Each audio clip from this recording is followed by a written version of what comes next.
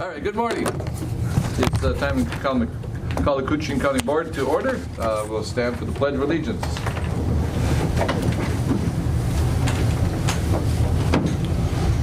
I pledge allegiance to the flag of the United States of America and to the republic for which it stands, one nation, under God, indivisible, with liberty and justice for all.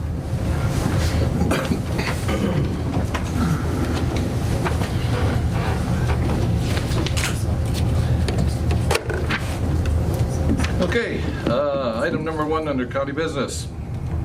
Proposed agenda with the additions, deletions.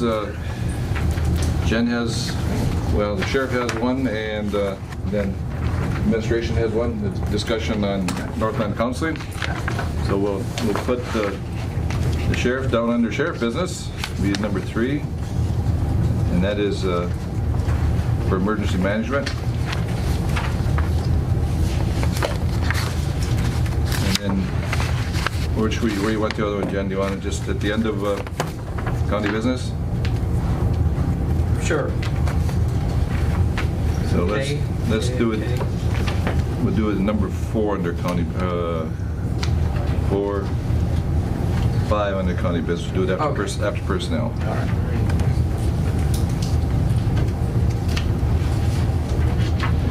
All right. Any other additions or deletions to the agenda?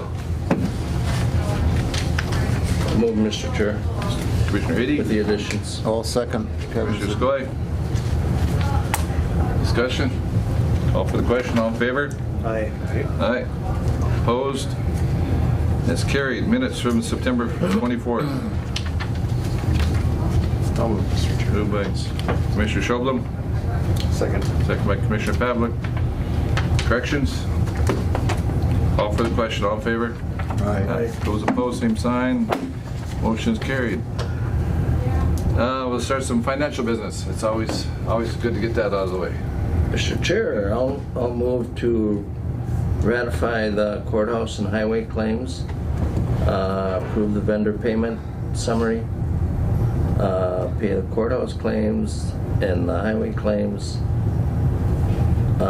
health and human service claims, and I think we'll stop there on that, Yep. and we'll come back to the others. yep. All right, we have a move by Commissioner Eady, Second, Mr. second Chair. by Commissioner Schoblum. It's a lot of payments this month. See how thick the packet was. Yeah. Did you read all that? Well, Most of it. I tried.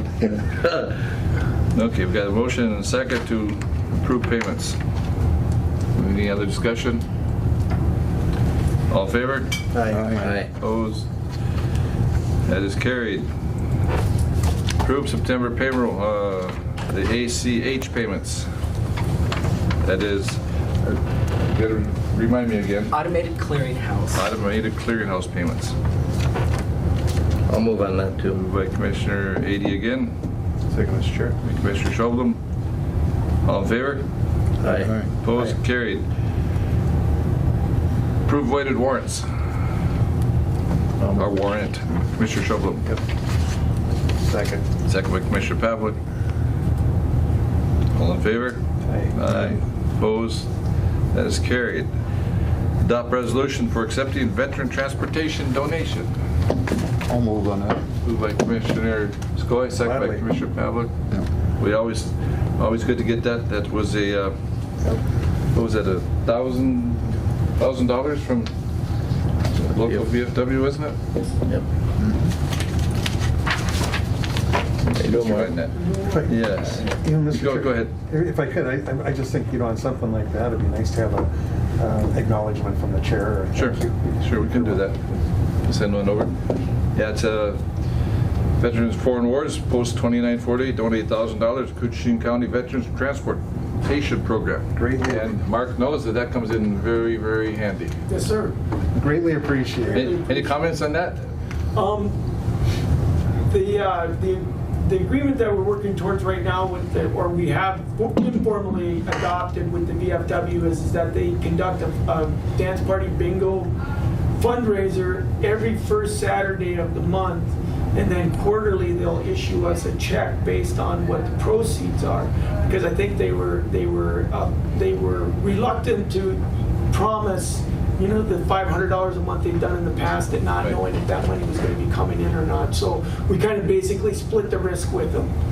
And so that's the way we're proceeding right now. And I've drafted up an MOU spelling that out, and the VFW is reviewing it right now, because I think I wanted to have a bit more of a formal agreement with them going forward, so I had a little more assurance on my end that I could count on that cash flow. So, Right. The chair's going to send a letter of thank you too. Yeah, and I think according to statute, we still need to acknowledge Yeah. the acceptance of the donations, so. sure. All right, call for question, all in favor? Aye. Opposed, carried. Approve renewal of the Journal advertising contract. That's with a 1.5% increase. We put out annually, do we not? They are official. You know, this is separate than the official That's official? newspaper, but Okay. This is just That's for our- normal Yes. ads we run and stuff, okay. Exactly. Moved by Commissioner Pavlik. Second by Commissioner Shobo to accept contract with the Journal and the 1.5% increase. All in favor? Aye. Opposed, carried. Jen, we've got some budget adjustments to make. We do.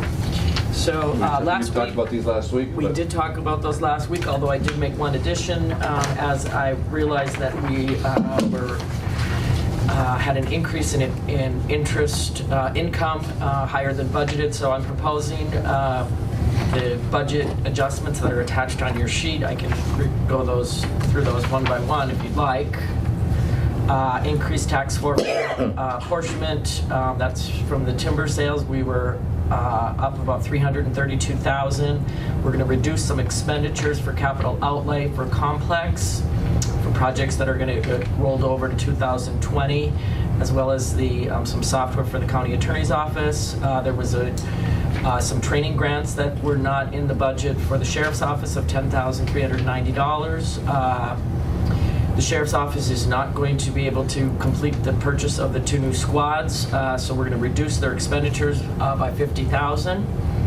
We are going to then, like I said, increase interest revenue by $150,000. That's significant. Yes, come on, yes. So, and then environmental services, there's some reduction in capital outlay of $127,000. They're not going to be doing the chipping this year for a savings of $15,000.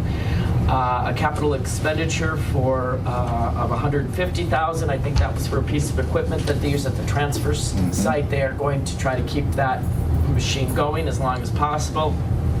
And then there's some increases in expenditures.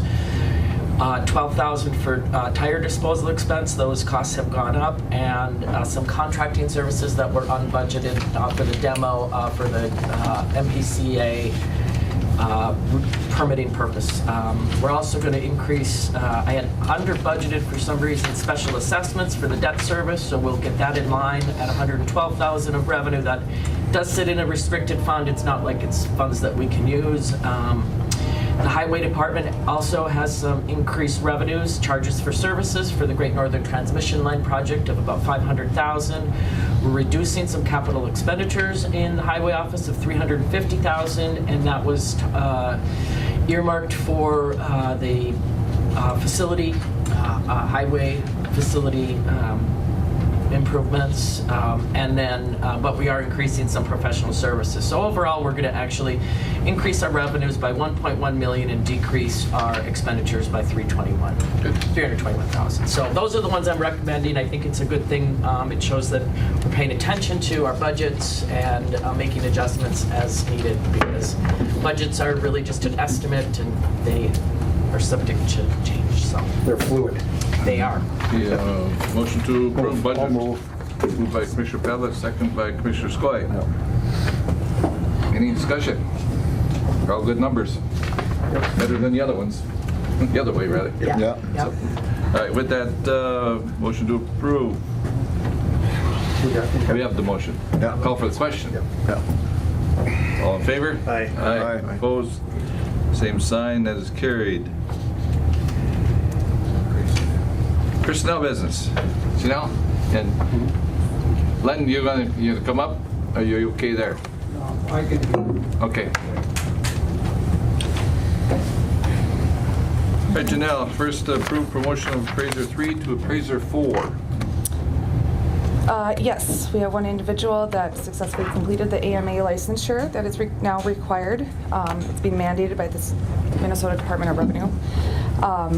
We also want to include that we want to further authorize promotions to the assessor 4 position upon completion of their AMA licensing. So this is moving forward, Len, it's statute? The state They have to statute move to appraiser came 4. out with, all assessors have to have an AMA within a certain period of time, or they lose their license and they're done, period. That's the short of it. So I think the statute is 2022, they have to progress to that. From when that started, it's, Okay. I think they've got, when they 2017 start now, they got like 4 years to get it. Yes. But we have one assessor right now who has obtained that position. Yes. So the proposal is to Yes. move that person to assessor 4. Correct. So we'll accept a motion to Commissioner Pavlik, Second. second by Commissioner Ady, to approve promotion to from assessor 3 to assessor 4. Call for the question. All in favor? Aye. Aye. Opposed? Carried. And did we want to change the wording, or are we going to do it automatically then, so it doesn't have to come to board moving forward? Correct. You know, I had that note here, so moving forward, So, we'd like to authorize promotions once they. okay, so she's asking, and the administration is asking authorization to move, once they get the accreditation, not have to come to the board with it each time. Correct. Commissioner Pavlik? No problem. Commissioner Schobel? Go ahead. Any questions? All in favor? Aye. Aye. Opposed? Carried. Thank you. Thank you. Thank you. Thank you for your work on that. Absolutely. Okay, we've got employment separation of the legal secretary. We need to approve that separation. Move. Let's see, I gotta find it here first. All right. Jacqueline Thorstad as effective date December 14th. That's correct. So it's in the future, but we'll approve that separation now. Yes. Moved by Commissioner Ady. Second, sir. Second by Commissioner Schobel. Discussion? Call for the question. All in favor? Aye. Opposed? Carried. Actually, Authorized status change from legal secretary from part-time to full-time and authorized filling a position, the position. Correct. We met in Personnel Committee, must have been in September sometime, with County Attorney Nikolaski, and he's requesting, just due to the caseloads and some areas, that he would like to see some improvement to bring back both of these positions to being full-time. Apparently, they used to be both full-time positions, and the one went down to part-time, and he is requesting for it to go back full-time. So can we do that in one motion to approve it to full-time and then authorize I to believe fill so. that? All right. And I think that was recommended by the personnel committee. Correct. Yes. You're on board also. Yes. Absolutely. I'll, Motion by Commissioner Pavlik, Second. second by Commissioner Skoye, to approve part-time to full-time and then authorize to fill a position. And that is in the county attorney office. Yes. Call for the question. All in favor? Aye. Opposed? Carried. Anybody want to come up for promotion of heavy equipment operator to maintenance supervisor? They're going to help you out here. I'd be nervous sitting between these two. So, Been spending all sorts of roll time with them buds. lately. Trent, you're going to start? We interviewed for the maintenance supervisor position, and we offered the job to Wally Pritchard, who is one of our HEOs in Big Falls. He accepted. We're happy to have him on. We're happy to have that position filled finally, full time. So. And you know, upon discussion with the interviews and deciding we wanted to offer it to Wally, we also wanted to ask to offer it to him at 95% salary. Okay. That is And he started yesterday. approved one promotion to Wally Pritchard to maintenance supervisor at 95%. You want a motion? Yes. You got it. By Commissioner Skoye. I'll second it, backdated one day. Commissioner Pavlik, any discussion? Just thank Wally for stepping up. We've been without a full-time, and thank Walt Buller for stepping in for a number of months to help us Yes. out. So, and I know he had a lot on his plate, but he stepped up and helped us out. Sure did. In fact, we should have a letter of thank you to Walt. We got just the person that can do that. Good. And the next meeting, we'll do that notice of separation. There's going to be a little Yeah. overlap of a Okay. week or something Yeah. like that Oh, good, of good. Walt, right? Yes. Okay. Okay, that's fine.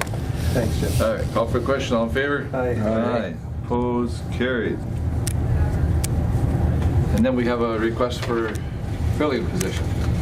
Yeah, it's a little, the next one's a little complex. So now we got to turn around and advertise to fill that position. Yeah, we have to fill the Big Falls position. However, it would be a temporary fill. We'd like to keep that position open for Wally in the event that after 6 months it isn't working out for us or for him.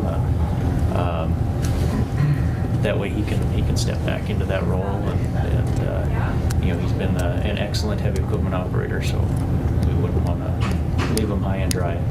Okay. Mr. Chair. Well, That is part of the union contract, that language that we have to provide that okay. if somebody takes it. Wally would essentially have 30 days to decide if he wants to maintain the position or go back to his former position, but it allows the county to have 6-month probationary period to determine if it's a suitable fit. So the employee gets 30 days, we have 6 months. That's correct. Yep. Let's have a motion first before we have any discussion. I'll move. Moved by Commissioner Ady to approve. Second. Second by Commissioner Skoye. Does it put any kind of, get a little tougher to fill when we put it out there as a temporary position and knowing that person may leave a job and come here and then in 6 months may not have a job? Potentially, but after that 6-month period is up, we post it as a full-time position then after that. Yes, permanent. Commissioner Skoye? Well, I'm kind of glad you clarified that, because I was wondering why that showed up on the Yeah. minutes as temporary.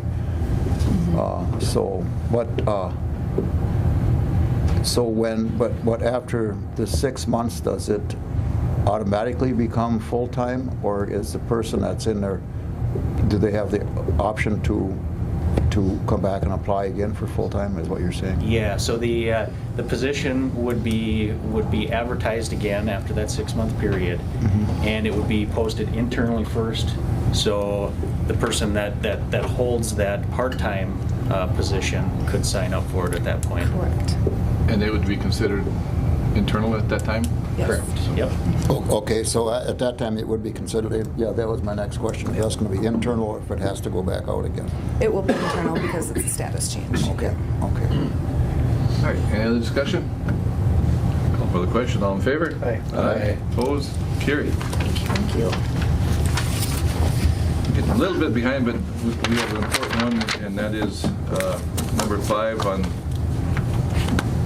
county business that we added as a addition, and that is authorize administration director to provide Northland Council with a letter of intent stating that Koochiching County grant, which has been awarded the amount of $2,374,928 for regional behavioral health crisis facility, and we're supported the Northland Behavioral Health Services Center.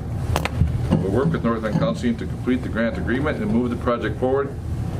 Koochiching County is willing to purchase the property from Northland upon completion of the grant agreement. There's a lot there, but the management committee met, Commissioner Pavlik and I think Commissioner Sholem and Jen, and discussed with Northland. I don't know if you want to kind of expound on anything on it. Well, in the simplest terms, without the county's partnership, this will not occur, and it's greatly needed in our community. That's all I can tell you. Once the entire project is done, although the county has ownership, all the expenses, liability is with Northland. So. But all expenses and liabilities retained with Northland. But legally, county owns the building. Okay. Which has its own implications. I mean, it's a responsibility of the county too. So I don't want to undersell this. Right. The county would be involved, but that is the only way that's the only way you can get the grants. And this isn't unique here. I mean, this is happening, especially with grants. They want a RGU, responsible government unit that actually holds the titles. Not that Northland's not responsible. Right. That's just their terminology. So we need a motion to authorize Administrative Director to provide a letter of intent.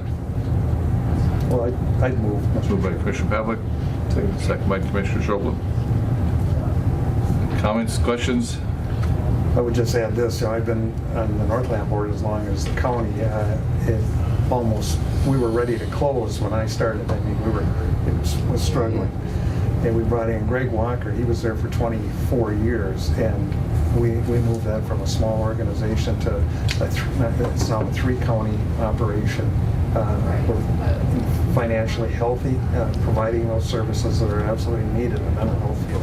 And they're growing. You can talk to social services here in our county, how things have changed. Our population is going down, and the need for mental health services is just one part of the social service network, but it's increased.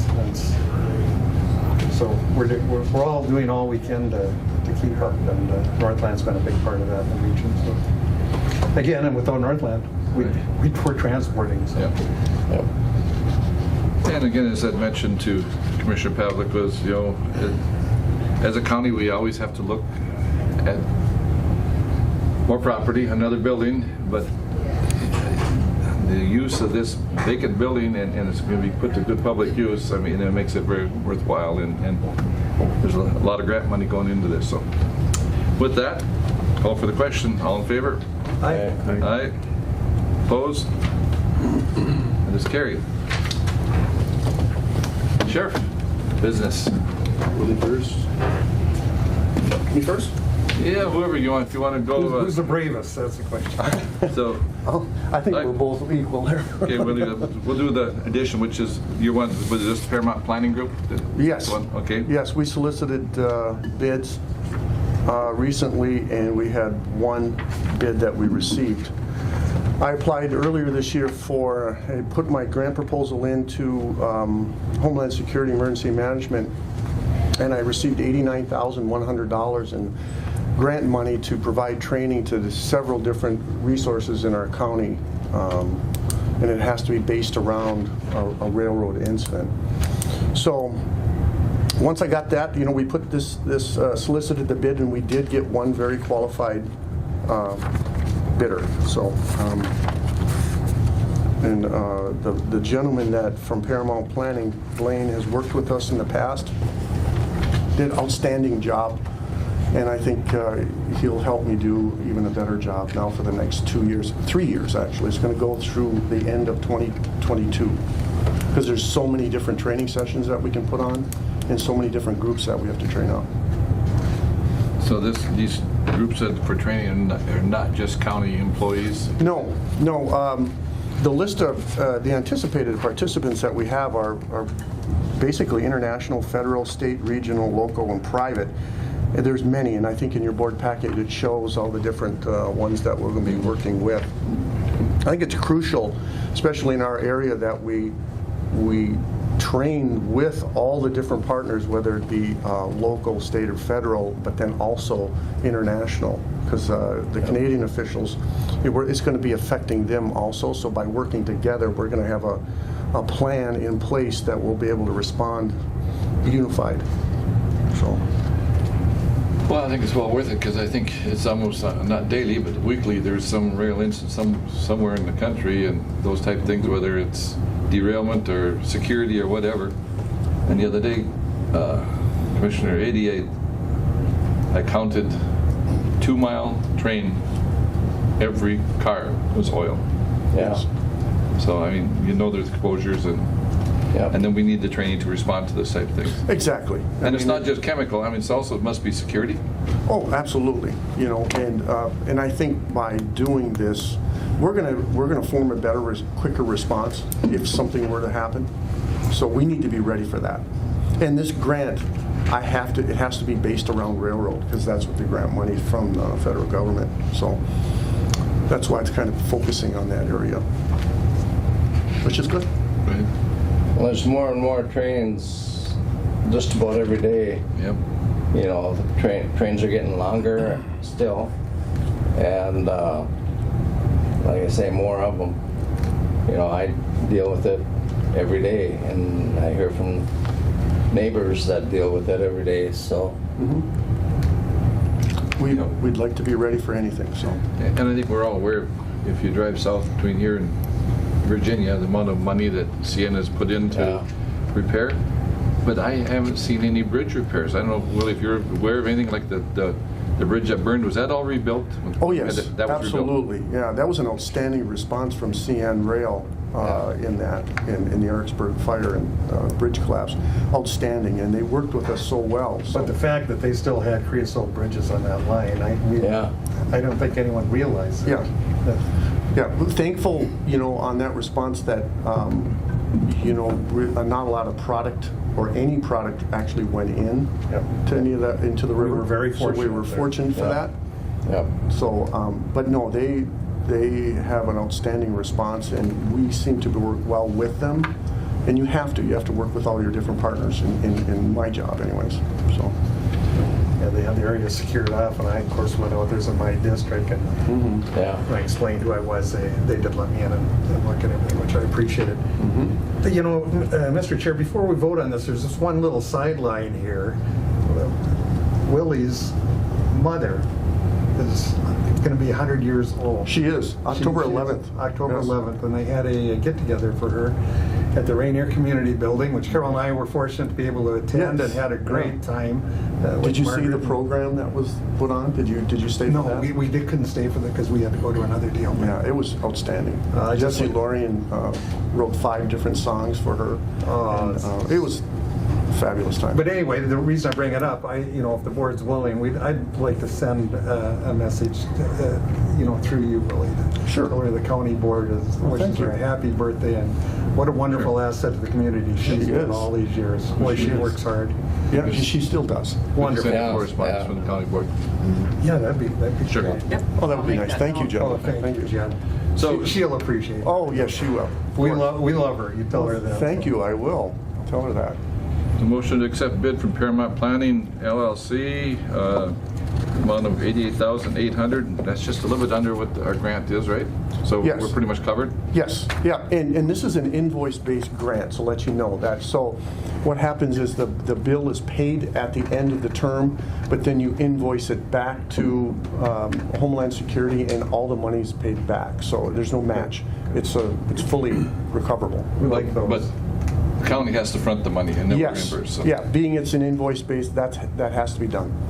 And what we want to do is, I'm basing this, I stretched it out, and I'm going to be invoicing, or I'm going to have the planner invoice early enough so that it doesn't run into the following year, so that there's no mix-up, so we get our money back and recover that prior to the end of the year. So So how do we show that, Jen? We have to show that- Should we show it as expense and then there's Yes. revenue coming in later? We have to show that as revenues because the grant is made to Koochiching. And I want to stop that from happening again, so that's why we're going to make sure that everything is invoiced and you get your money back prior to the end of the year, so it doesn't mix up any. Yeah. So That each certainly year, helps. each year will be paid out separately. Yes. I think it's cleaner, it's Yeah. easier, it doesn't mix up budgets. So. Yep. Okay. Was that moved by I'll move. Commissioner Ady? Yeah. Second. Seconded by Commissioner Skoye. Any other discussion? All in favor? Aye. Aye. Opposed? Carried. Thanks, Willie. Thank you, gentlemen. Thanks, Glenn. John, A couple easy ones for you. are you going to play today or are you going to have to move it? We are figuring that out as we speak. The field I imagine the is field's horrible really bad. right now. There's standing water in the center of the field. Does Virginia have artificial? Somebody just No, had opened we're- up an artificial turf. Well, Masabi East did, but I don't really want to play Well, I on there. don't blame you, but. But they tore up their parking lot too, Oh, did 2 they? days ago. And then they got 4 inches of I rain mean, the yesterday. question is, this is almost unplayable out there. We can't play on this today. So So we're you- working on either BSU, possibly MIB. John, you're the only one who's worked with us for a number of years and hasn't gotten gray hair. Well, that's why I keep it short. You can't see it. So anyway, just for the public, it looks like tonight's game is probably postponed, Well, you nothing's gonna- final yet, but or try to move it. we're going to try to move it till tomorrow, or maybe, I don't know. But then Saturday, you'd be right on Saturday, right on top. Yeah. They meant, oh. Bill's earned his money today. He's Okay. figuring it out. All right, so I don't have to work tonight, because You might not. Terry was shorthanded with officials, and I told him I'd help out, but I didn't really want to do it. Right. Okay, we got to approve a purchase of 2 snowmobiles using Stone Garden grant. Yeah, no county money, was written into the grant, so. Moved by Commissioner Pavlik to authorize purchase of 2 snowmobiles from off the Stone Garden on state bid. I'll second that. Second by Commissioner Skoye. Do we have anything then we do get, go ahead. We got a motion, second, go ahead, Commissioner. Wayne seconded. Yes. Yep. I was just gonna ask, is there a deadline of any kind when Stone Garden says you guys have had enough, or? That's a question, we don't have the answer to. You can give your best guess. I don't think Yeah. it's going anywhere anytime soon. But it's not in our control. Not under Right. control. Right. We are currently working FY18 grant. We're already Curtis Turbin's working on the FY20 grant. So, Okay. we are still looking out a couple more years at least, so. Okay.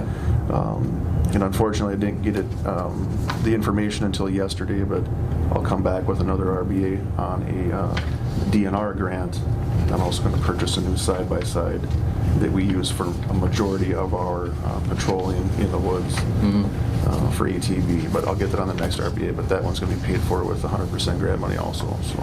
Okay, well, it's Trying to get our fleet essentially upgraded with grant money while we can here, and it should set us up for a good, 10 years down the road as far as our snowmobiles and the side-by-side. Yeah, Stone Garden has been a good program for us. It's afforded us a lot of equipment, Yeah. so it really has. That was an offshoot of 9/11. Yeah. Have we selected a bid yet? I'm just kind of looking here, not sure. Yep, I believe there was only one bid from through the Booth state Sport? bid, so, yep. Booth Lawn Sports, the only one that really bid. Bemidji did not bid? On the state bid, I can just select one, Okay. so, and they had the highest discount too, so. So it looks like a couple of Skidoo backcountries. Yep, should be Alright. really good snowmobiles for what we're using them for. I don't like Skidoos. That's my personal opinion. All right, call for the question. All in favor? Aye. Aye. Opposed? Carried. Approved state income contract, Stone Garden, 2018 with the DNR. Yep, this is the FY18 grant we're currently working, and essentially, in a nutshell, this is just a contract stating that if the DNR works the hours, we will pay them back. With grant money, of course. Oh, that's, So, Stone Garden, we also use DNR people. and the city. Do they work as county employee? No, They work as essentially they're DNR or city? contracted out, yep. Yep, same with the city, they're just essentially All right. under our contract with the government. But as far as insurance and all that, they're still covered under their own employer? Correct, yep. All right. Call for the question. I guess we need a motion. I'll move. Moved by Commissioner Ady. Second by Commissioner Schoblum. Discussion? Call for the question. All in favor? Aye. Opposed? Carried. All right, thank you. Just get a All signature right. quick. Yep.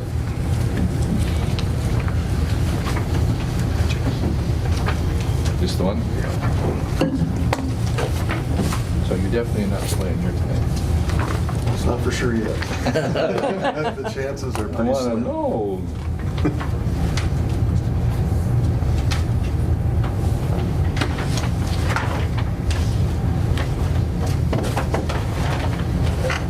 Thank you. Thanks. Like we always say, you want what? I want to spend $2,000. That's the That's the heart of it, but I'm looking to execute a statement of work. Thank you for getting my computer going and everything. Oh, you're welcome. And I Carol want and I were to at a loss. blame you for the gray hair. I heard that comment you made to John. I thought it was genetics, but maybe not. Anyway, the statement of work is with a third-party vendor, Fireburst. It's basically run by a single person, Patrick Waters.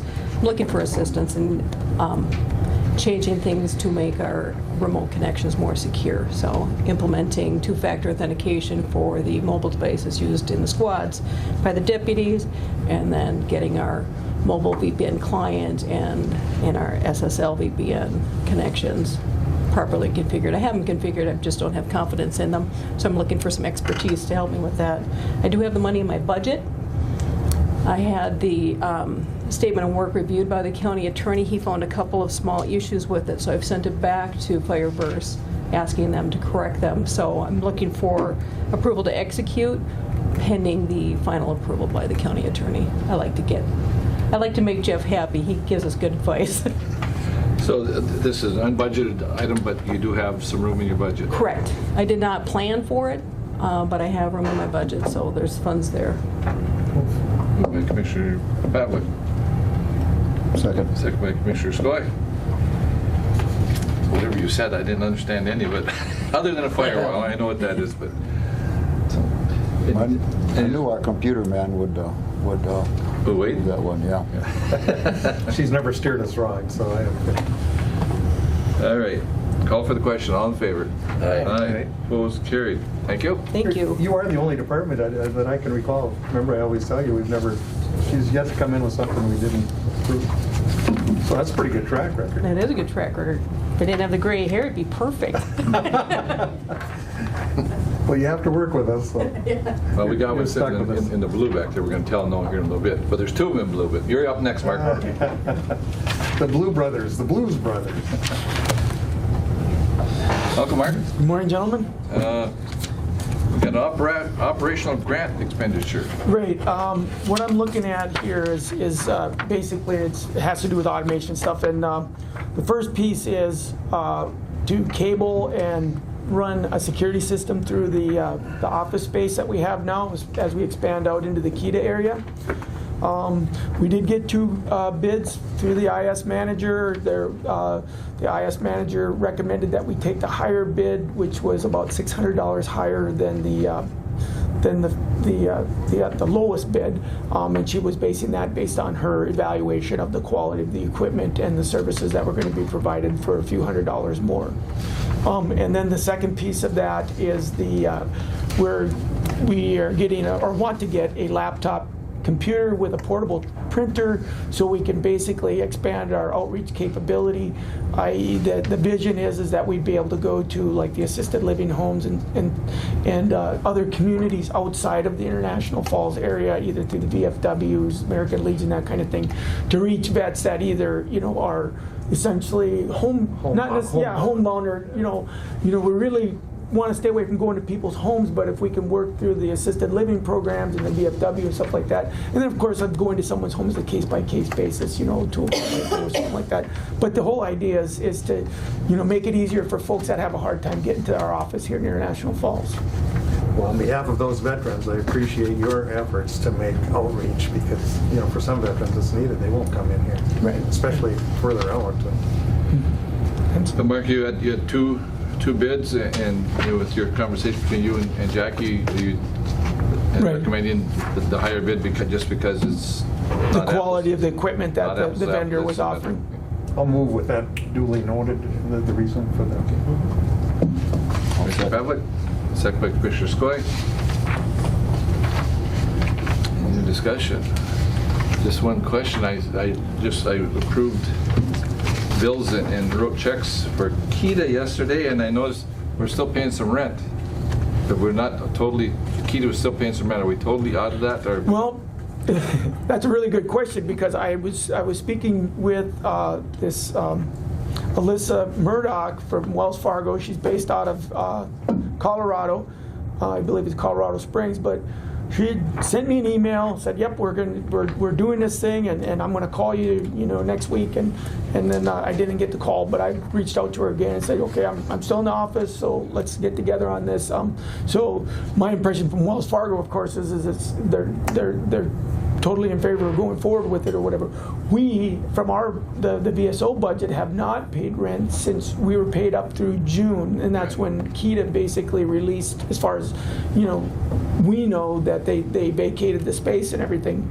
And they had billed KEDA. I think Wells Fargo was still billing KEDA, and they were pointing out, no, the bills should be going to us, which is correct. They just haven't somehow figured out how to bill us or to. Because I know I did sign the check yesterday to payment to Wells Fargo for rent. So we'll probably have to reimburse them, I'm imagining. There was a. Have you been able to utilize the space? Yeah, we definitely utilizing the conference room at this time. We can't really occupy the whole space until we get the cabling and the system in. So that's kind of on the critical path there. Did want to point out, for your information, there is I was talking to Harley Droba. He was telling me about there's a Koochiching technical and information systems grants available, and and I talked to him about basically funding our telemed system, which is this DX280 teleconferencing equipment. We'd be able to use it for telemed for our veterans. We'd also be able to use it for training for our internal staff and to conduct, VBA hearings for our veterans without going to the cities. And also I'm looking to present to them getting a desktop scanner, because we want to start automating our records so we can cut way back on the paper that we maintain in the office. So Wonderful. Just a heads up. Thanks, Mark. All right. We have a motion and a second to call for a question. All in favor? Aye. Opposed? Carried. Thank you. Thank you, gentlemen. Thanks, Mark. Lindsay. We have a request to approve 2019 severe scanning project. Yes, before Pam retired, Matt was still working over in the surveyor's office, and Pam and Matt and Nathan worked together to put together a project to get all their records scanned. They don't have a backup of their records at this time, and we have records dating back to, they're 100 years old, and there's no backup. What we found also, since having a change over there with Reed, he is using a lot of the records that we started this last year, had some things scanned. He's been able to use those records when people request things and need them emailed, or he can search faster. So we're just finishing up a project that had started last year. We had budgeted for out of our project fund, which is, those are restricted funds. So we had budgeted to just pay for that scanning project so that they can get everything done over there, so they have a backup, but also so that they can retrieve those items faster and be more efficient. I'm not sure if I could do it. Well, I'm certainly a huge supporter of that, because I can remember Teresa took us, Chuck Lepper and I, down into the basement, and here there were some of our journals and things from way back, the years you're talking about, when the county first started molding and rotting, because it was damp, it wasn't humidity control. Yes. And got way behind, and we did some scanning and things then. I mean, we have to preserve these records, and there's no question about it, whatever it takes. And I appreciate you guys looking at this, taking care of it. Thanks. I'm fully supportive. So moved by Commissioner Pravic to approve the request. Second. Second by Commissioner Ady. Thank you. Any other questions? Call for the question. All in favor? Aye. Opposed? Carried. Yeah, never leave till they vote, you can't trust us politicians. You're also smiley. Spent a lot of money today. Yeah, must be a rainy day or something. Thanks, Mark. Thank you. Good cause. Nathan. It's like sitting in the doctor's Speaking of office. causes. Sitting at the doctor's office, isn't it? It's like a rookie now. Good morning. Do I have to go up there and sit with those guys? Okay, first order of business, approve 2020 Minnesota Department of Agriculture grant application. Yep, so this is another round of grant funding. The last 2 years, 2018, 2019, we received this grant from the Department of Agriculture. 2020, 2018 was the first year, and every year since then they've kind of been tweaking the grant program a little bit. Last 2 years the max was $20,000. Now this year they're kind of breaking it into two categories. There's one category is a max of 10,000, the other is a max of 50, but the $50,000 grant is more of a regional partnership type thing where you know, working with the Forest Service and some other folks. So we're kind of recommending going forward with this $10,000 grant that will be kind of specific to use on lands that the county manages. The other thing that's different this go around, if we were successful on this grant application in the past, Department of Ag has fronted 75% of the grant up front, and then once you've completed your work and turned in all your paperwork, you get the remaining 25. Now going forward, this will be, the county would have to front 100% of that up front, and then it's it's reimbursable after that. So They're getting awfully tight then. yeah, it's noxious weeds are obviously they're not just a problem here in Cooch County. They're a problem everywhere, and it's the money that the legislature has appropriated for this stuff is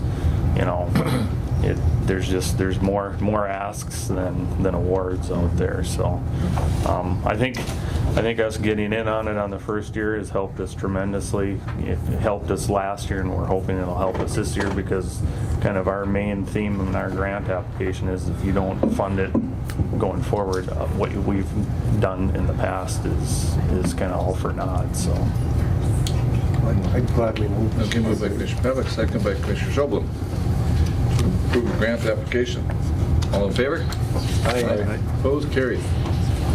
thank you. Purchase of equipment for Nelson Park, and I think, was that through Con funds? Yep, this would be, if approved, this would be Con funds that would be utilized to pay for this purchase. What we're looking for here is down at the Nelson Park or Nelson Landing in Birchdale, which is within the Con area.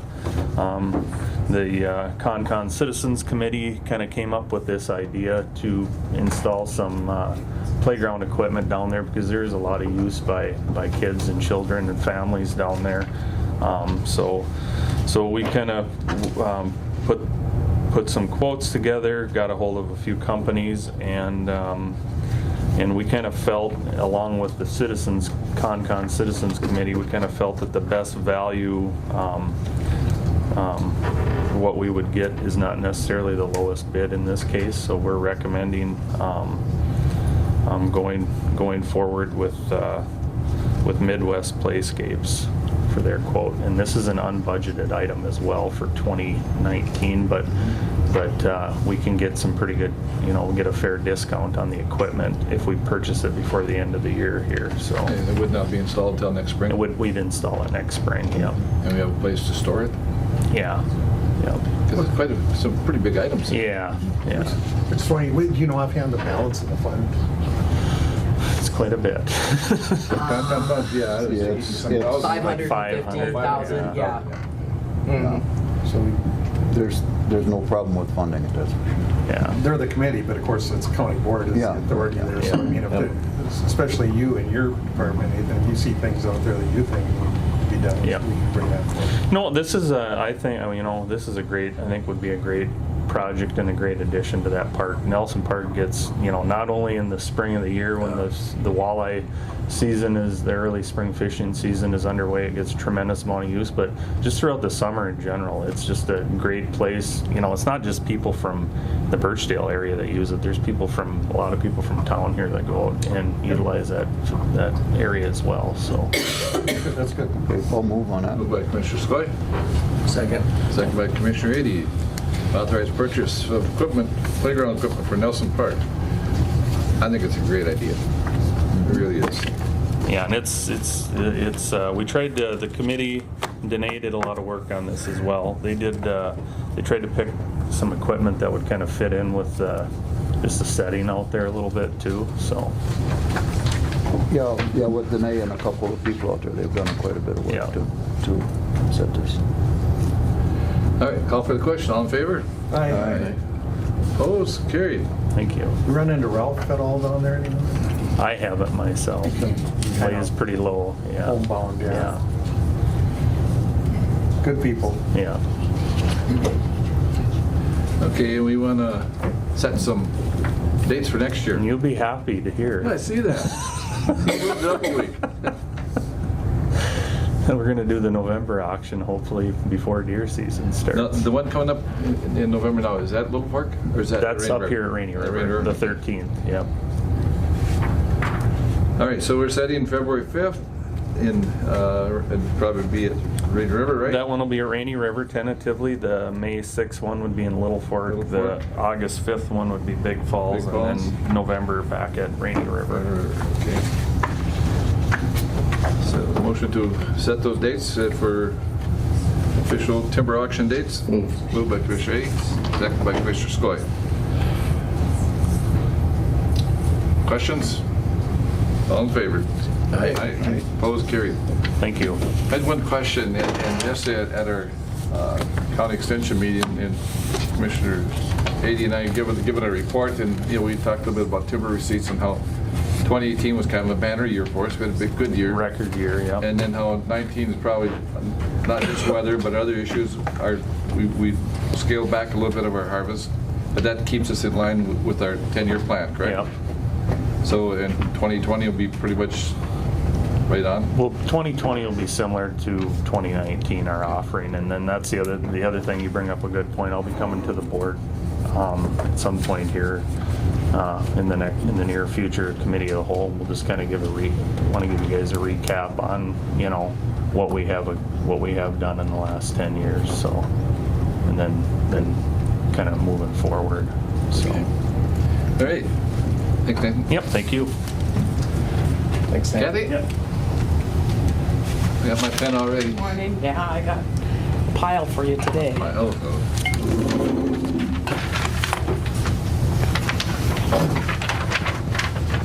Well, how can it be a pile? We've only got 4 items. Two of everything in it. Yeah, I know it. Okay, request approval of renewal, State of Minnesota County Child Support Program Interagency. That is the yearly agreement that we have with the state of Minnesota on how we meet the requirements for the child support enforcement. Gotta have it. Gotta have it. Moved by Commissioner Pavlik, Second. second by Commissioner Ady, and this is what we always have to have, and is there dollars involved? or No. No dollars? No. Second one, request approval of renewal of the Tri-Min system. And that is our programming and support for our agency collection system and our social welfare system, and there's no change to that either. That's just the yearly agreement that sets out the requirements for what we have to do. Moved by Commissioner Pavlik. We didn't vote on that last one. I'm sorry. Call for the question on the first one, the renewal of the State of Minnesota County Child Support. So call for the question. All in favor? Aye. Opposed? Carried. Okay, and number 2, Commissioner Pavlik just moved on it. Second by Commissioner Schoblum. Discussion? Call for the question. All in favor? Aye. Opposed? Carried. Approval renewal for the MFIP biennial service plan. Yes, and that is also the plan with the state as to how we meet the requirements for the MFIP program. And that has been posted for a 30-day comment period on the web too, and now it's ready for submission. Moved by Commissioner Ady. Second, Mr. Chair. Second by Commissioner Schoblum. To approve renewal of the MFIP. Discussion? All in favor? Aye. Aye. Opposed? Carried. Notification, Northland County Center has met the Koochiching County Adult Rehab Mental Health Services Agreement. I guess it is our And yes. provider criteria. Yeah, this is the recertification for them to be providing armed services to the clients of Koochiching County, and just a notification that they went through that process and met all the requirements, and we do have a new recertification for them. Okay. That's just a notification. We don't need to. We don't need an action. Just to let you know. We were talking about them earlier, all, with the construction and stuff. They're trying to move forward. So. Okay. All right. Thank you, Ken. Thank you.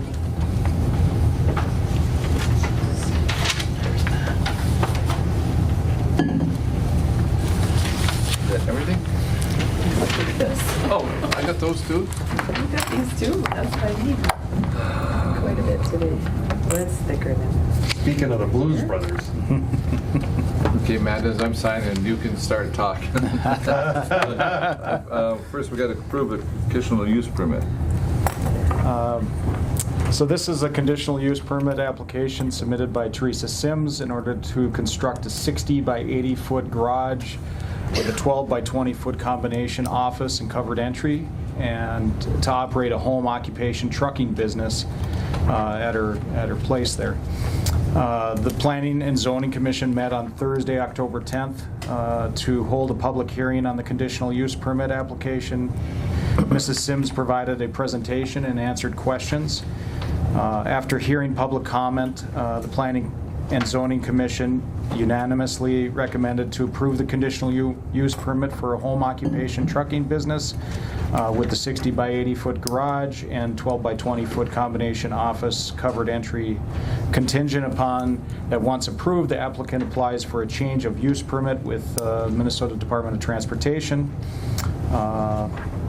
And the only other comment that we received was one of the neighbors just asked about disposal of oil and hazardous material, and Mrs. Sims indicated that they would dispose of all material according to state law, and that they have the new building will have a concrete slab, so if there was anything that was spilled, they'd clean it up on their concrete slab, which would be better than the existing conditions now. So the neighbors are all aware of it. Yeah, they were all notified. Everybody was given notice in the neighborhood. I'll move on that then, Mr. Chairman. Moved by Commissioner Pavlik.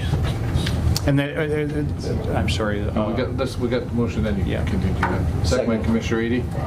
Go ahead, Matt. So the MnDOT's change of use permit relates to traffic, relates to their concern about any additional traffic and that kind of thing. And so they analyzed that as part of that permit. And so, that was an important item that needed to be taken care of. That's the one on 53, correct? That's correct. Yeah, and I kind of looked at that too, and just being in the corner there, I had a little concern of, and I talked to a couple neighbors out there, and they had no problems. Yeah. And then they've got a 10-year. That's correct. They've been there for quite a few years. They've been operating. I don't think the plan, there was any plan to change the way they use it currently. So over the last 10 years, it's been the same. Tells me they're good operators when you have so few, inquiries by the neighbors are okay. Yeah. Good. Any other discussion? Call for the question. All in favor? Aye. Aye. Opposed? Carried. That is awarded. The conditional use permit.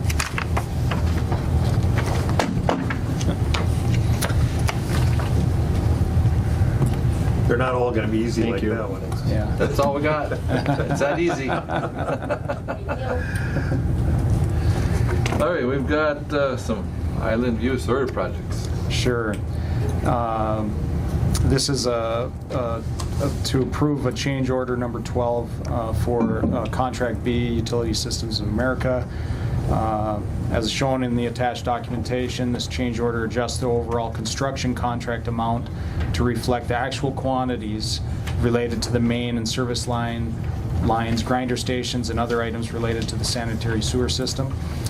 This adjusting quantity also formally removes all work associated with the installation of the sewer system and related restoration at Island View Resort. I've reviewed it with the engineer and recommend the approval of this change order.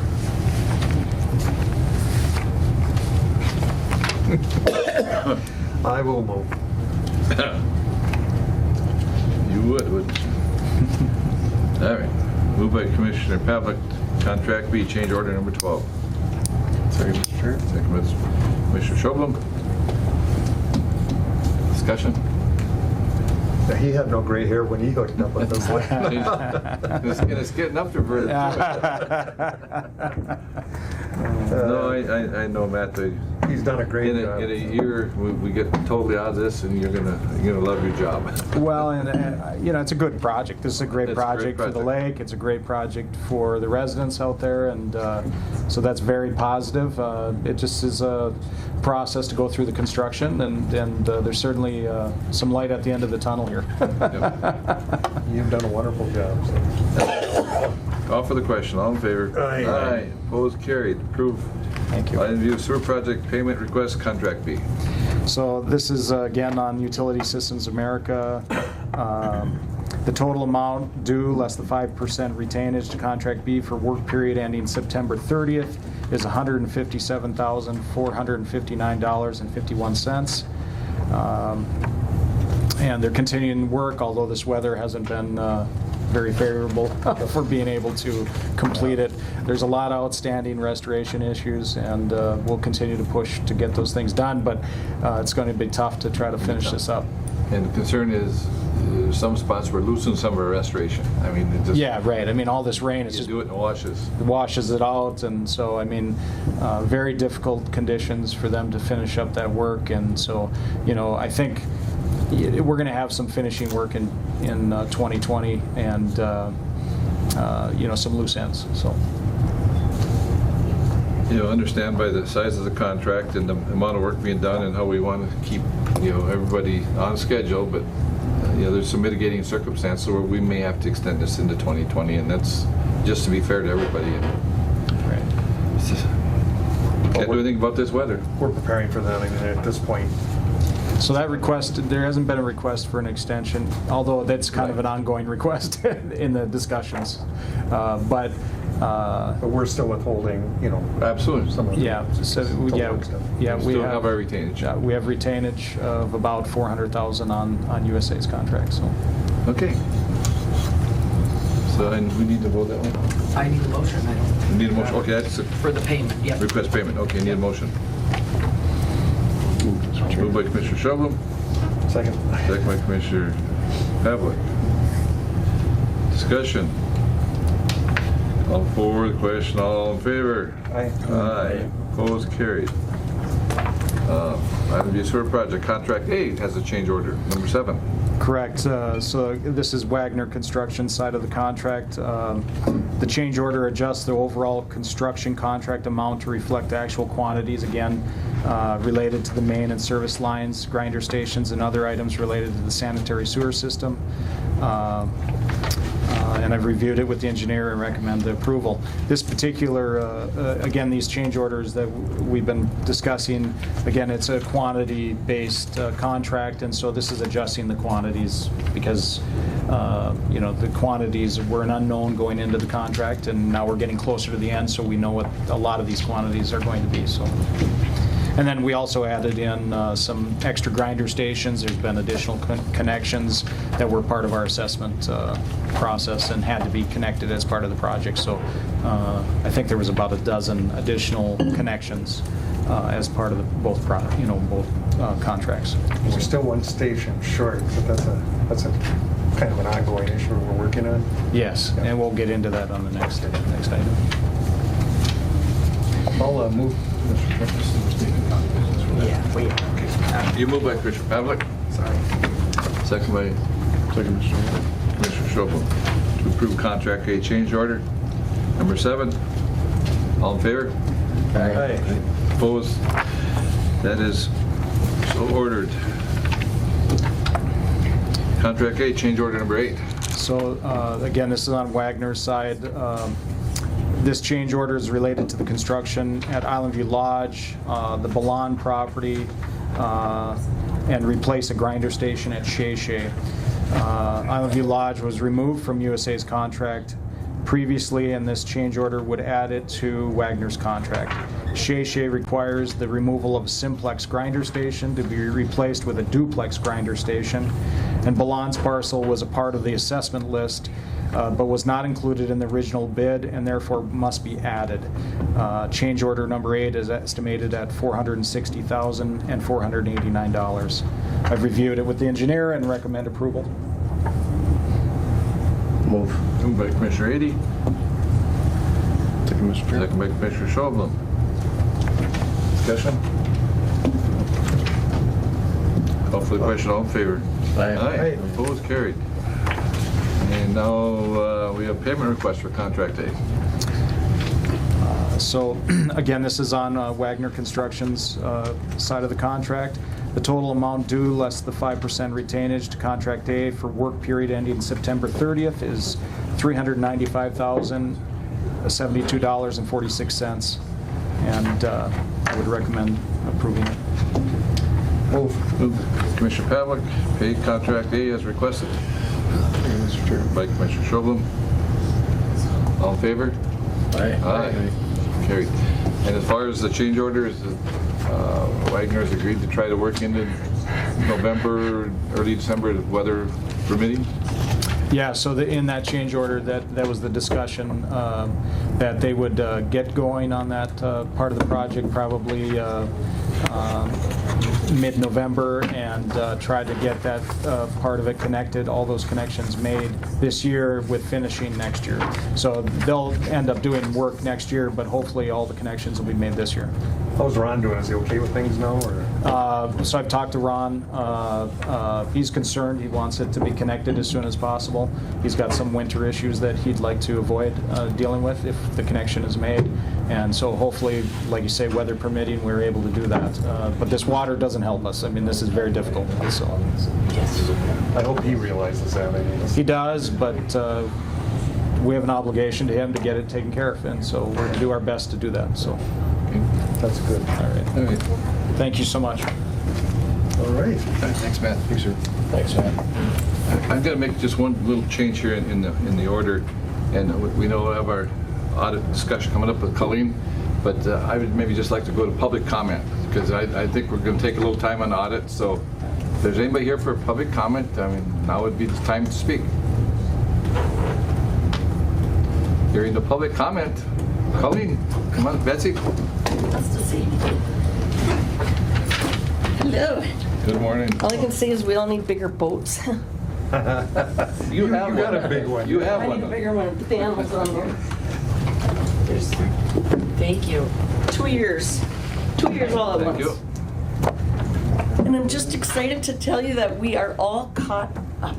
After 3 years of drama, we made the federal deadline September 30th. You're all submitted and done. Good. We made it for all of our counties that had the deadline. We made it, and it was like 7 o'clock that night, September 30th. And we're like, it was 7 o'clock. We finished submitting our last one to the feds, and we're like, we're done early. What should we do? Go have a beer. We did. It was such a relief. I mean, to be caught up. Oh my gosh. Can't imagine what the last 3 years have been for. It's been a living nightmare. And so now it's exciting.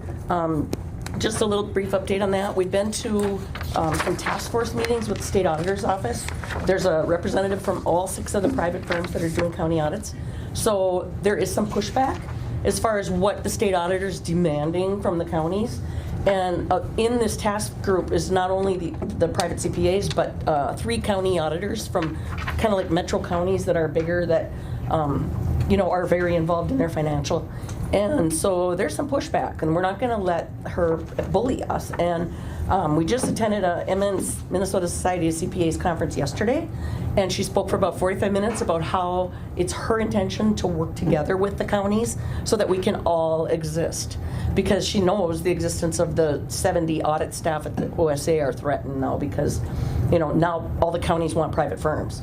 And so... Well, the truth will be in performance, right.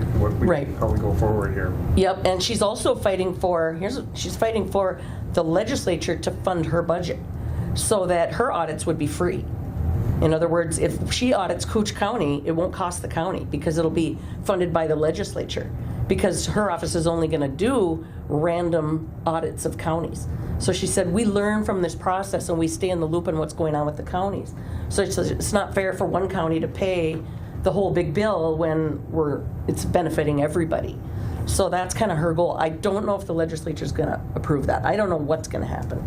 But that's one of her platforms right now that she's pushing for. Well, that's an interesting take, though. I mean, It's something, because we all know that their audit cost is so much higher with the, Yep. with all the details involved. But, so, and I guess we wouldn't be opposed to that if we had some kind of a known rotation. Yeah. Like every 5th year, she could come in and do a year, or if she really feels like they need oversight, just so all those timely audits are not all up here like Yeah. they've been in the past here. Oh, it's been, no, they don't have all their audits done. They're not, the whole concept is they're just over auditing. And the AICPA, which is our association that we're responsible to, that has government auditing standards, says this is what's required in a county audit. And no more. No more. If you do more, you're inefficient and you're wasting time and money. So after I left the state auditor's office and became private, my peer review team came and said, why are you doing that and that and that? And I said, because that's how I've always done it. And they said, well, you're over auditing. So we immediately streamlined, took some training, learned what really was required. But the OSA says, oh no, Minnesota counties are special. They got to have this way different audit. And Minnesota counties are pushing back and saying, no, we don't. We need a governmental audit. Our county staff, your internal controls, your management, your governing board, you are on the watch for fraud, waste, and abuse. Most of that kind of stuff comes from a whistleblower situation. It's not found in an audit.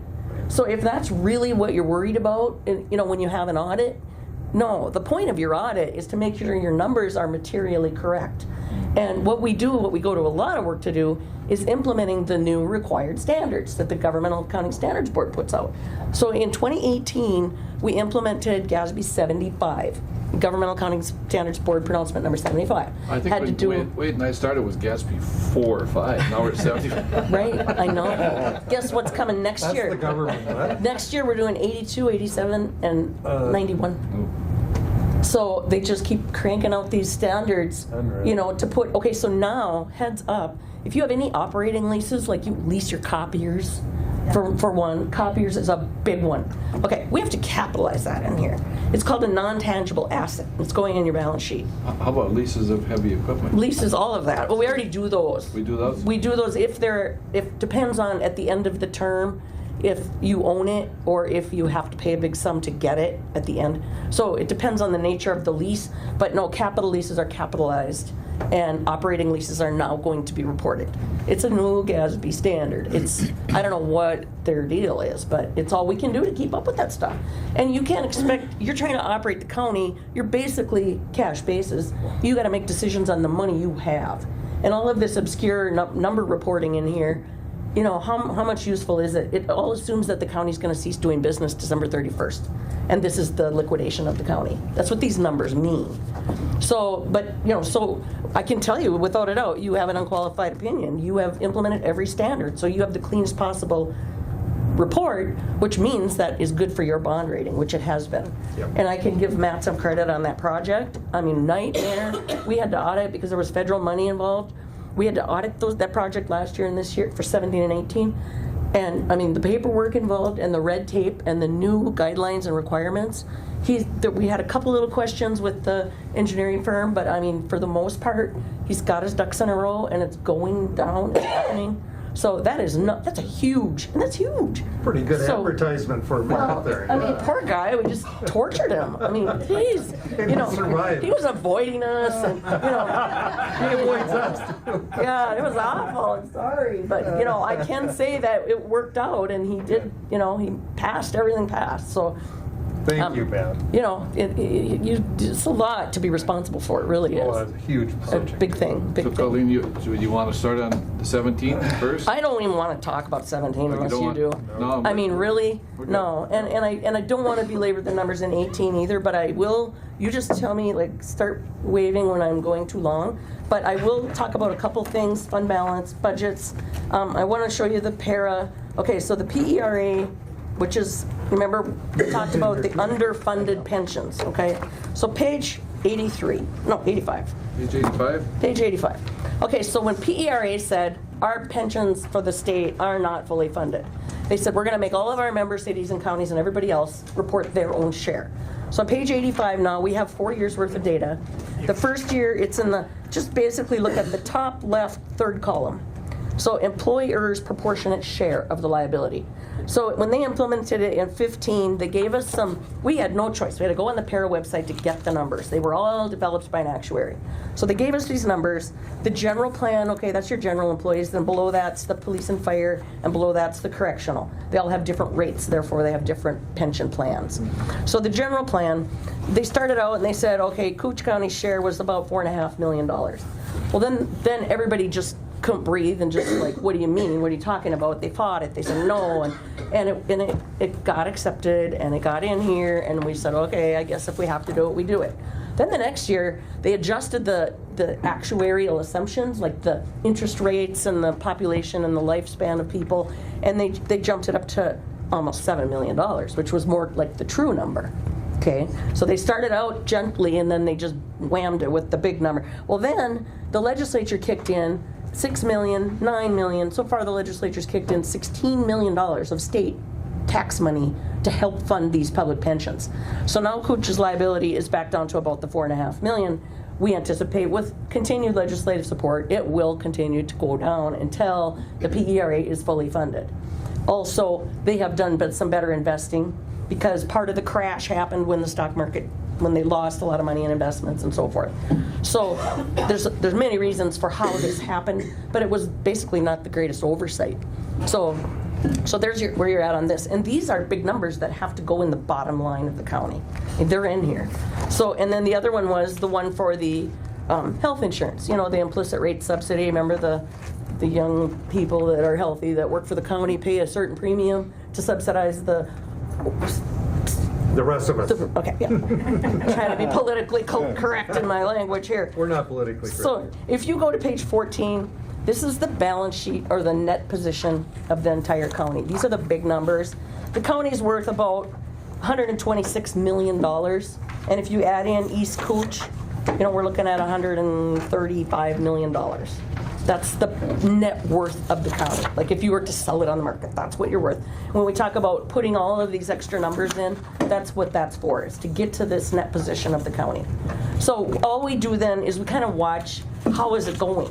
So on page 16, 15 and 16, this would be the inflows and the outflows of the county, the big picture stuff. This is stuff that you don't see in Jenny's day-to-day reports to you. Okay, this is what you're having me do for you, or help you with doing. So page 16 is it starts on page 15. It lists out all of the functions of the county: general government, public safety, highways. This kind of is how you budget. So you say, what are the expenses to provide these services to our constituents for this county? And you see the total governmental activities is a little over $20 million. That's what it's going to cost us on page 15 in the very first column. So that's all of your department's budgets right there. That's what they need to operate. And you know, I know you go through their budgets. You say you don't need this, you need this. You know, you try to do your best. So then the second column, fees, charges, fines, that's what each of those functions directly recoups in charges to users. So like plowing somebody's driveway or whatever, the recorder's fees, those kinds of things, which isn't a lot that the county actually gets from users.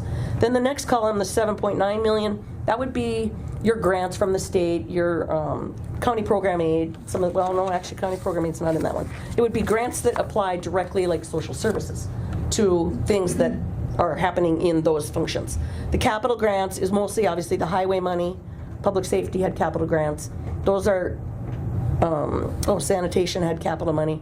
That is money that comes in specifically for capital outlay for projects. So that money goes right to the bottom line of the county because it's coming in from outside and it's being used to build a county asset.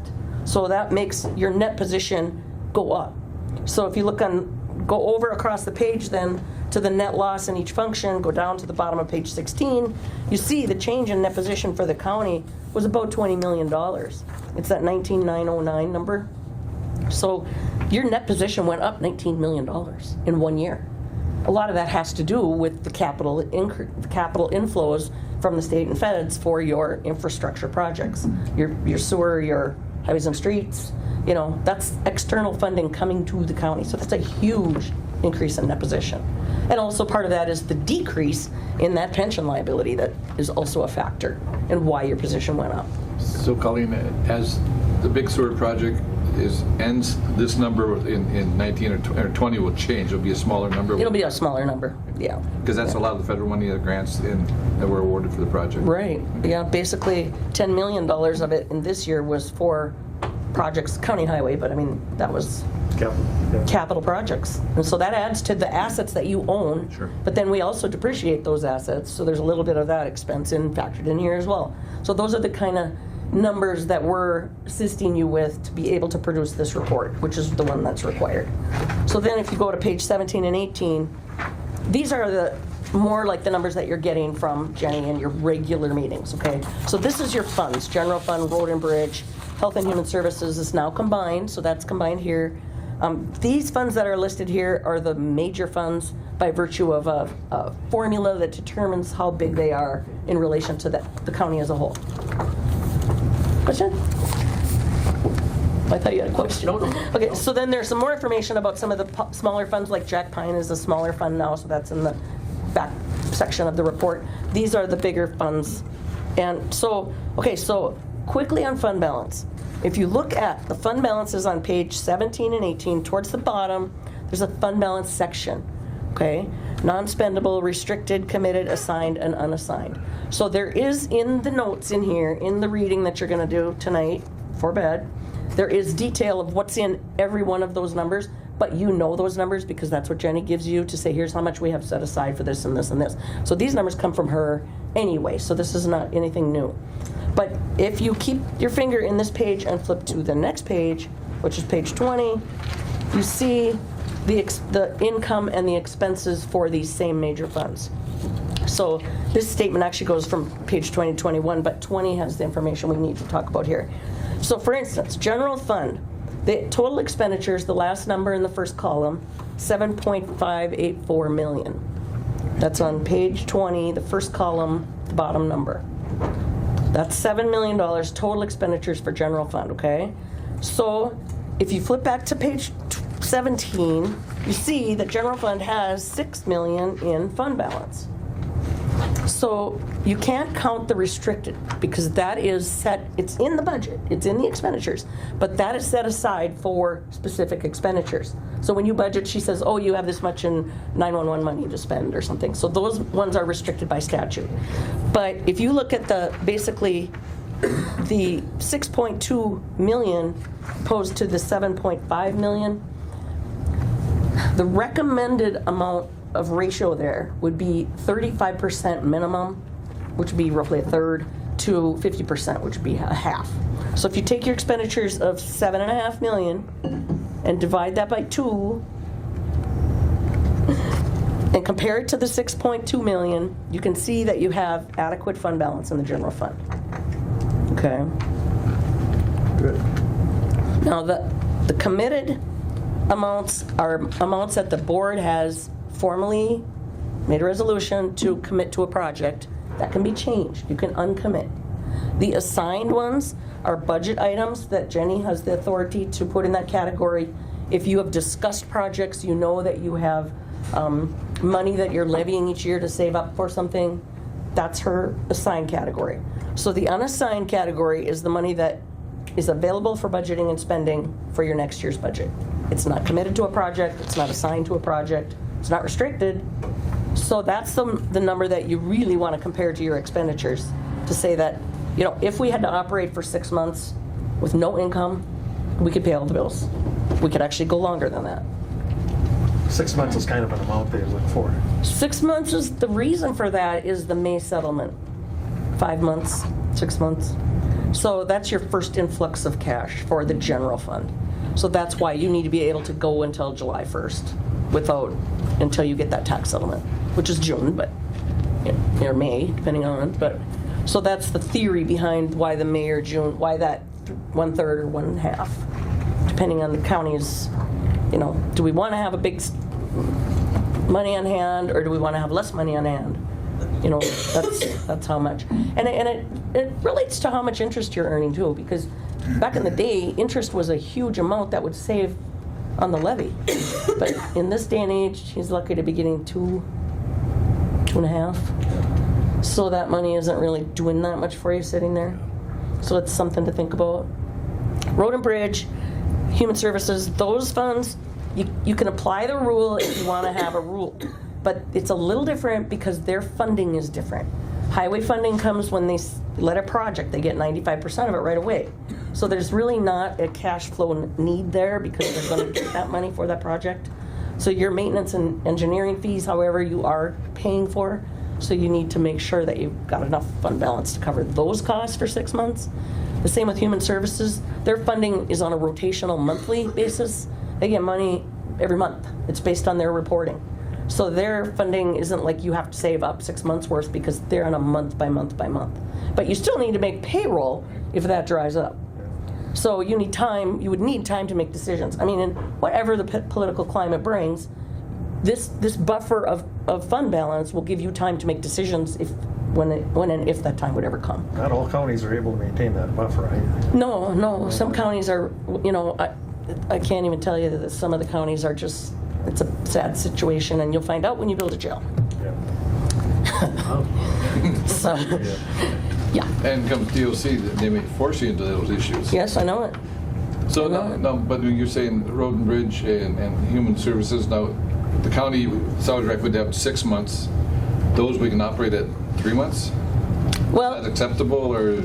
It's when you do your budget and your engineer comes and says, here's my 10-year project list, and here's my 5-year project list, and here's what I want to do next year. He says, we've got to stay on a rotation of keeping these roads in shape and ditches, whatever. So we have a 10-year plan, we have a 5-year plan. Here's what's set to be happening for next year, which you're doing now, you're budgeting. So he comes and he says, we're going to do these 4 big projects. And here's how much I'm going to get from the state and or the feds to do these projects. So that's pretty much set, because you know the funding is there. That's why doing the projects, he gets this annual funding. But you've also got county roads, you've got county costs, and township roads and township costs. So those are the ones where you need to have what's the budget expenses for those, and that's how I'm going to need my levy to be. Because they're coming from us. Because that's county dollars, yeah. So you can't apply the general fund rule directly like you can, because general fund is almost all funded by tax dollars. Yeah. So, right?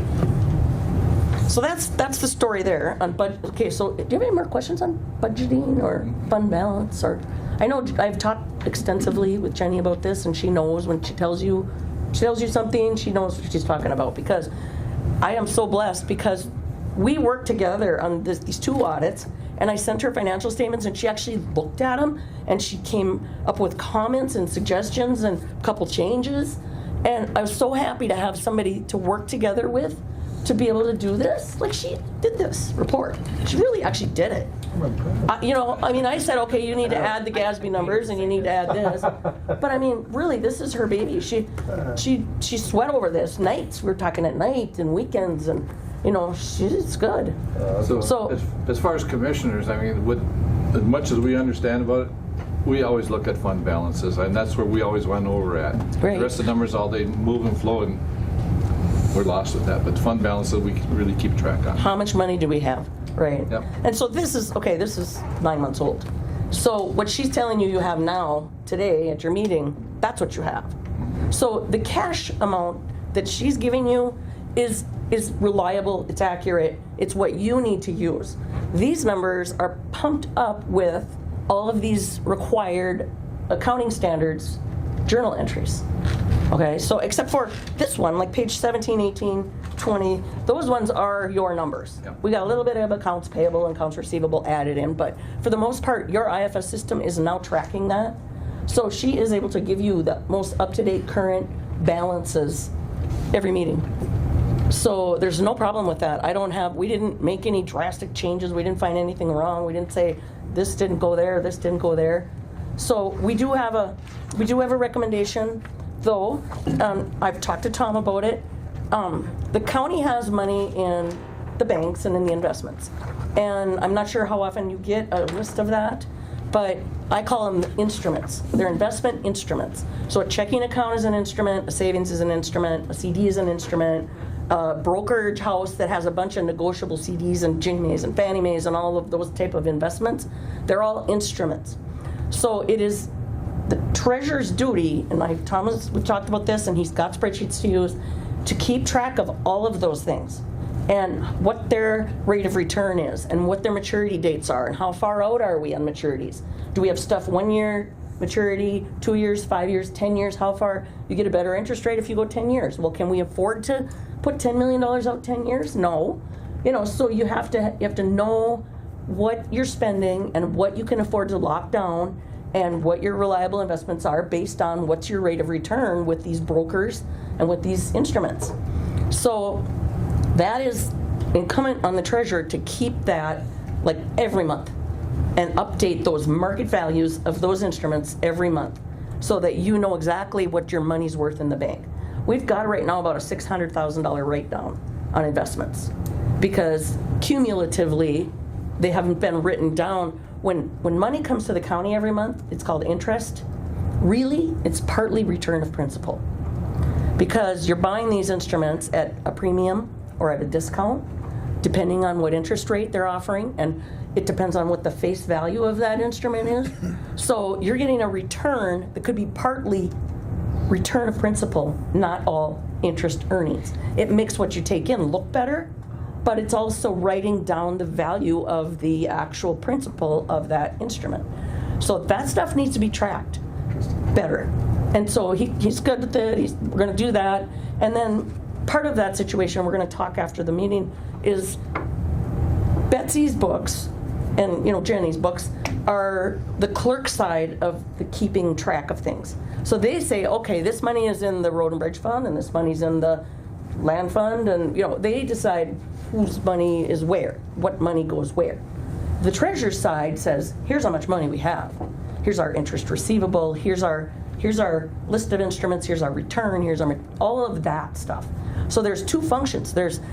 Even though your auditor-treasurer position is combined, you really have like a clerk-treasurer situation where the clerk is upstairs, the treasurer's downstairs, and they have that's just your checks and balances. So there's some things that maybe we can change a little bit that have been done the same way for a long, long time so that we can eliminate some redundancy and overdoing both people doing all the same things and have the treasurer be focusing on the measurement of the instruments and have the clerk upstairs be focusing on the distribution of which fund got the tax levy dollars. Does that make sense? That's the next thing. That's our next step that we're working on to kind of modernize or whatever you want to call it. Love it. We need it. Yeah. At least county board, we need to modernize. Well, every We're kinda county. old people, except for. This is good. I like to see new faces. Yeah, no gray area. But every county's at a different level of this kind of stuff, and it's baby steps. And we're not coming in to do the audit and saying, oh, you did these 28 things wrong, like some people might do. We're saying, okay, we can improve here, we can improve there. Maybe it's not great, but it's not a disaster. And we're not going to put it in the audit report. So we did have a list, of course, of like 28 things that we had to deal with because you always have to deal with prior auditor stuff.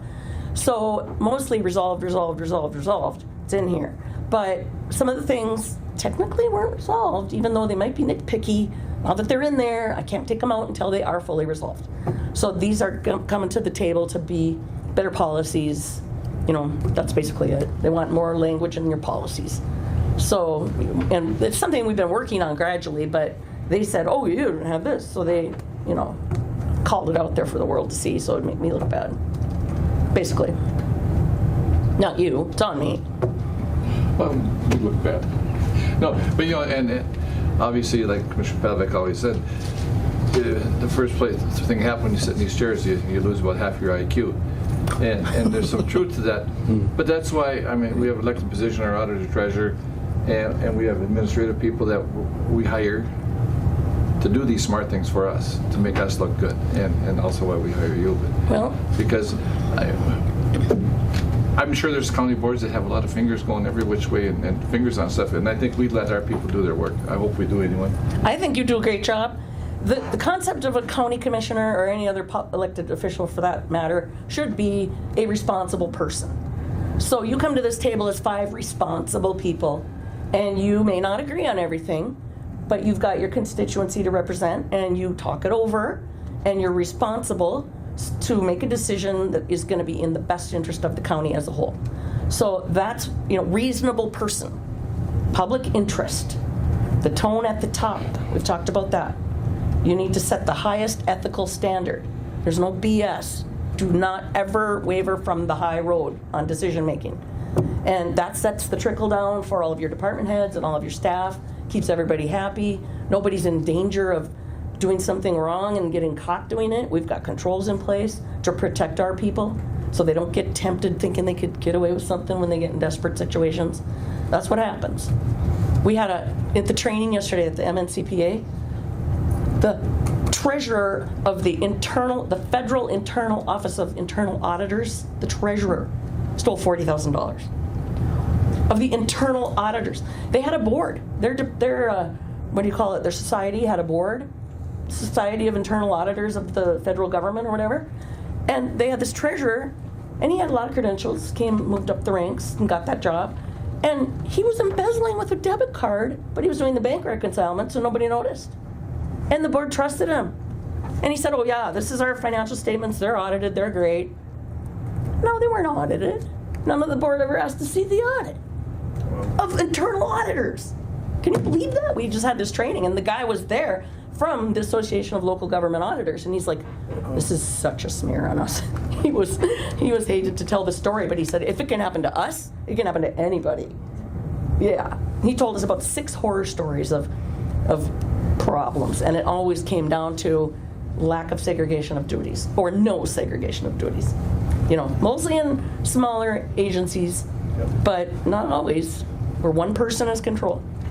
Smaller counties also. So I'm sure you're going to touch on improvements or deficiencies. You can read those. I'm not going to belabor that. We still have the lack of segregation hearing. We do, but we are on the road to solving that problem. We've been given the green light by the state auditor, the new state auditor, who says, why do we keep writing up this problem year after year after year? Like since 1984. Every year since I've been here. Yeah, me too. Every audit, every commission that I work on that has audits, it's the same one. Well, you know why it is? Basically, I put that comment in there to cover my butt. Because I'm saying if something happens, it's your fault. Because you didn't have 2 people looking at it. It's not to be found by the independent auditor. You're not supposed to rely on us to find that stuff. Your system of controls needs to find that stuff. So, Colleen, you're saying most of the times when there's fraud involved, it's not found in an audit, it's found by a whistleblower or something else going on? 90% of the time. It's a very small percentage that's found in the audit. That's strange, because also I'm thinking every time we do an audit, that's where we're going to find this stuff, but it's not. Well, we have found one here. I'm sure you have. A few years ago, and I guess in my career, I found about a dozen. Sure. Maybe 20, where it was bad, and I came across them in the audit, but that's such a low percentage. If 20 out of, I've done a lot of audits. Kita comes to hundreds. Remember that? Yeah, that one. Yeah. And there was And see, and just 2 then. what we've done, and there was a recommendation by ARDC, is all these commissions that we oversee the financials, that we present them to the board, and the board reviews them. Yes. We do no longer approve the financial reports. We submit them to audit, because we've been told that if these boards, if you okay and stamp the audit, or the financials being correct, it puts that board at liable. Right.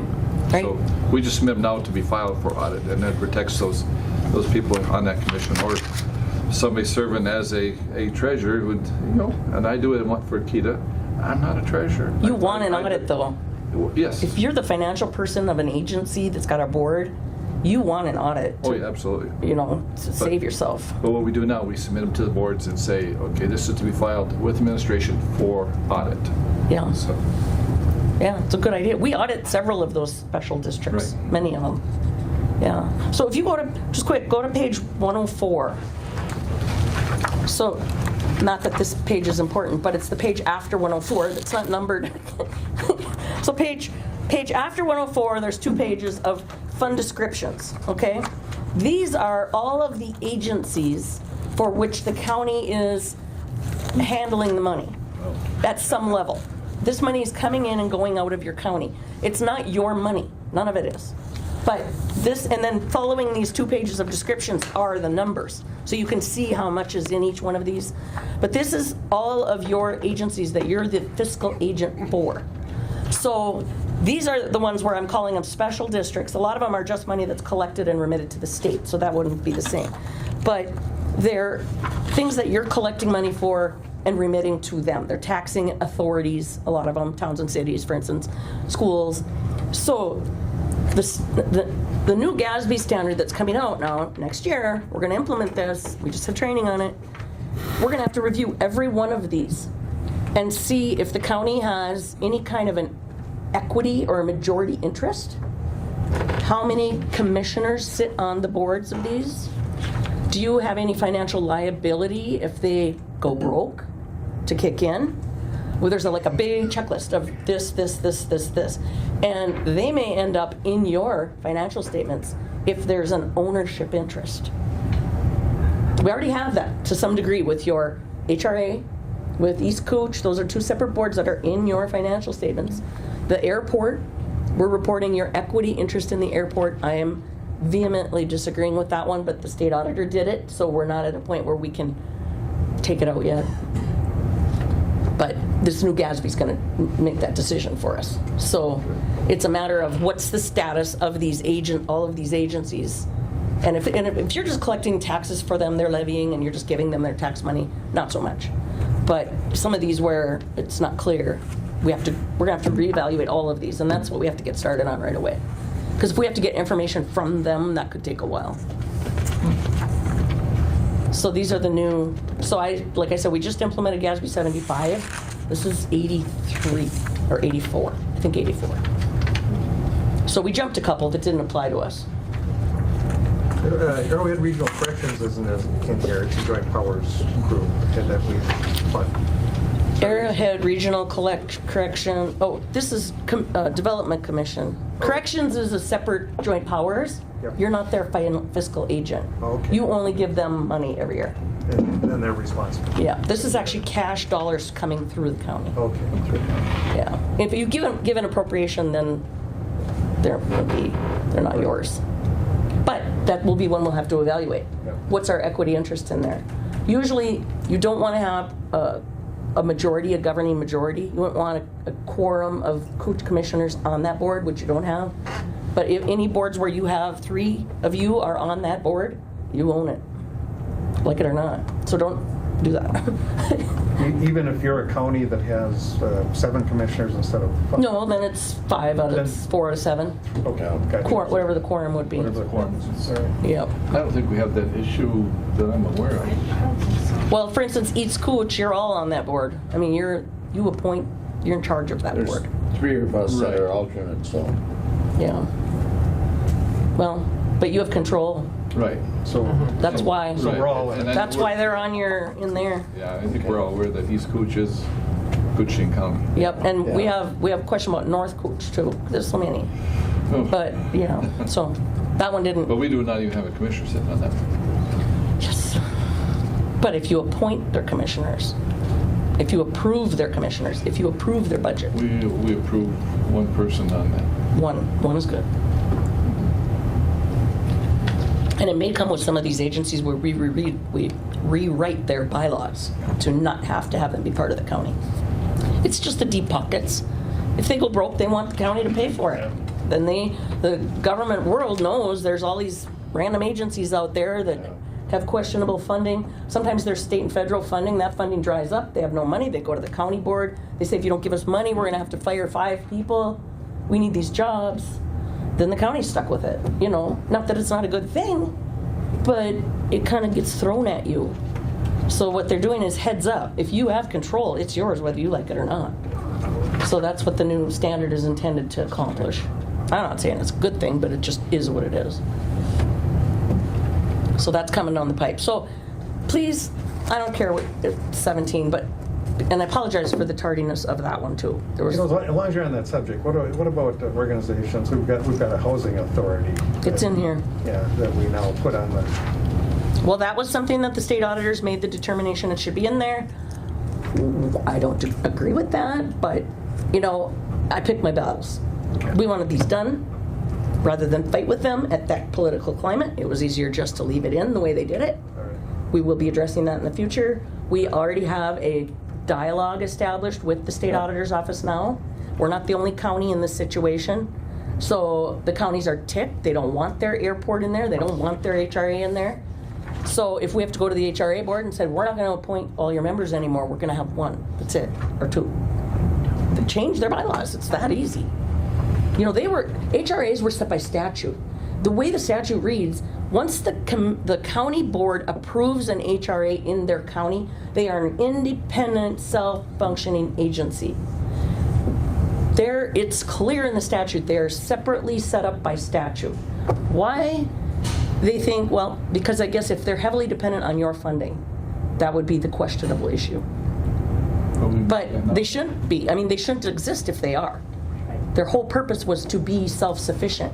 You let them go. You said, okay, we're going to let you have an HRA. You're on your own. Go. Do it. You don't want control of that. They have their own board. You don't want to have to finance it either. That's not the way it was intended to be. But the OSA said, oh, well, they're fiscally dependent on the county, therefore it's part of the county. Well, they now have levy. Yeah. Well, now if they have levy authority, that's different, because now they're on their We own. have granted them levy authority. Yeah, so there you go. But, you know, at the time, it wasn't worth the fight. It was like, pick your battles. So we do have this contingency now of county auditors and private CPA firms bucking the state auditors. It will be this way. And we're saying, no, it won't. Good. So it's a good dialogue. And they're letting us conference in, so we don't have to necessarily fly down. It's a 2-hour meeting. Well, we don't have to go to St. Paul for a 2-hour meeting every time. So we can video conference in, which is sweet. Good. I had one other question, but just for time's sake, but just the issue we had with state auditor and the Little Fork Medical Center issue, That went away. that's gone away? Mm-hmm. Good. That was resolved. So any questions, after you take this home and read it thoroughly, please call me. Memorize it. Well, I have the whole thing memorized, guaranteed, except there's a typo in here. So let's see if you find it.